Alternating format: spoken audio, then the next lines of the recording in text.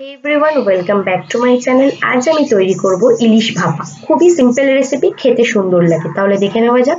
আমি এখানে ইলিশ মাছ নিয়েছি। ইলিশ মাছগুলোকে ধুয়ে রেখে দিয়েছি, নুন হলুদ মাখাইনি। সর্ষে বাটা, কালো সর্ষে আর সাদা সর্ষে মিশিয়ে বেটেছি। কালো সর্ষে একেবারে নিইনি, কারণ বেশি ঝাঁঝ হয়ে যায়। কাঁচা লঙ্কা দিয়ে বেটে রেখেছি। কালো জিরে, চেরা কাঁচা লঙ্কা, হলুদ গুঁড়ো, লঙ্কার গুঁড়ো জাস্ট কালারের জন্য, তাই খুবই অল্প, নুন।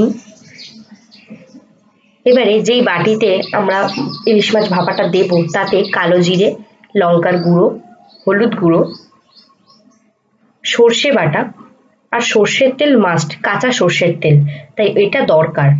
এখানে কোনো জল ইউজ করব না, যা হবে তেলেই। এবারে নুন দিলাম। এবারে ভালো করে মশলার মিশ্রণটা বানিয়ে নিচ্ছি। খুব ভালো করে মিশিয়ে নেবো সবকিছু সবার সাথে। এরপরে কাঁচা মাছগুলো এই মশলার মিশ্রণে ভালো করে মাখিয়ে নেবো, যাতে মাছে গায়ে সব জায়গায় যেন মশলাটা লাগে। প্রত্যেকটা মাছ এরকম ভাবে মশলা মাখিয়ে নেবো।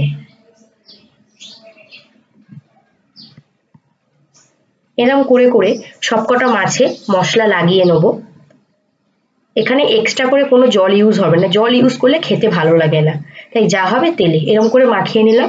এরপরে এর ওপর থেকে চেরা কাঁচা লঙ্কাগুলো দিয়ে দিচ্ছি, দিয়ে ঢাকা দিয়ে দেবো। এবার একটা বাটিতে, একটা কড়াইতে জল গরম করতে দিয়ে এই বাটিটা বসিয়ে দেবো। এটাকে মিডিয়াম ফ্লেমে জলটাকে ফোটাতে থাকবো প্রায় 30 মিনিট মতন।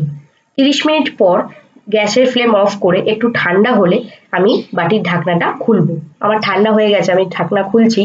দেখুন তৈরি হয়ে গেল আমার কি সুন্দর ইলিশ ভাপা। এটা আপনারা বাড়িতে ট্রাই করুন এবং আমাকে জানান কেমন হলো। আমার ভিডিও ভালো লেগে থাকলে লাইক, শেয়ার, কমেন্ট করুন আর সাবস্ক্রাইব করুন।